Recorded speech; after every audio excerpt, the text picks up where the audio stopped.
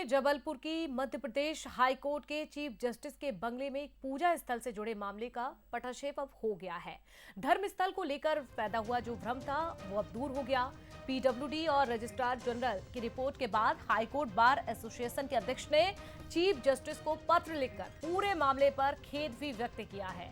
आपको जानकारी दे दें, दिसंबर 2024 में जबलपुर के एक वकील और हाई कोर्ट बार एसोसिएशन ने चीफ जस्टिस के बंगले में मौजूद एक पूजा स्थल हटाए जाने की शिकायत की थी। पीडब्ल्यूडी और हाई कोर्ट के रजिस्ट्रार जनरल ने शिकायत की जांच की।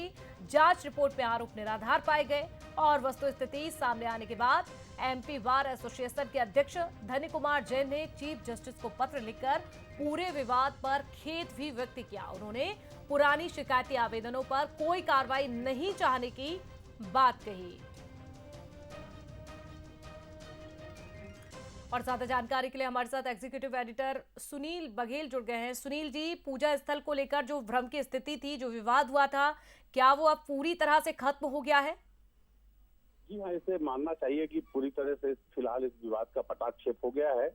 और ये बेवजह एक भ्रम की स्थिति पैदा हुई थी। वैसे भी चीफ जस्टिस का सालों से जो निवास है वो अपने एक निजी स्थान है, लेकिन इसके बावजूद भी मैं बता दूं कि सुरेश कुमार कैद जी जो 28वें चीफ जस्टिस के रूप में मध्य प्रदेश में आए हैं, एक लंबा न्यायिक इतिहास रहा है और अपने बड़े विद्वतापूर्ण फैसलों के लिए जाने जाते रहे हैं।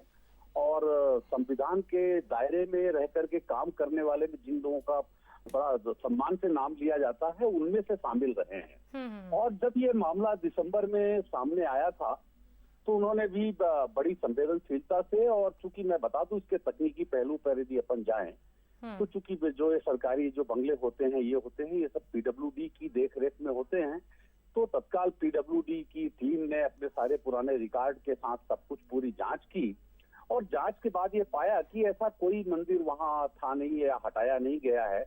और फिर रजिस्ट्रार जनरल ने भी इस पूरे मामले पे अपनी रिपोर्ट दी और बार एसोसिएशन की भी तारीफ करनी होगी कि जो उनके पत्र के कारण, जो बार एसोसिएशन के अध्यक्ष के कारण जो एक भ्रम की स्थिति पैदा हुई थी, उन्होंने भी इस मामले को जब रिपोर्ट से संतुष्ट हो गए तो उन्होंने कहा कि हमारी शंका का समाधान हो गया है।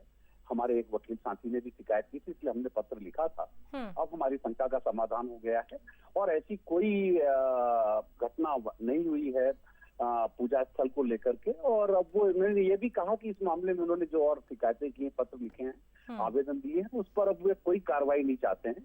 तो ये एक सुखद वातावरण बना है जो कुछ दिनों से, कुछ महीनों से, अभी दिसंबर के बाद से जो भ्रम की और तनाव की एक स्थिति बन रही थी, तो ये एक सुखद संकेत है। बिल्कुल सुखद संकेत इसे कहा जा सकता है। और निश्चित तौर पर पूजा स्थल को लेकर जो विवाद की स्थिति थी तो यहाँ पर खत्म होती हुई नजर आ रही है। सुनील जी, बहुत शुक्रिया आपका तमाम जानकारी विस्तार से दर्शकों को पहुंचाने के लिए।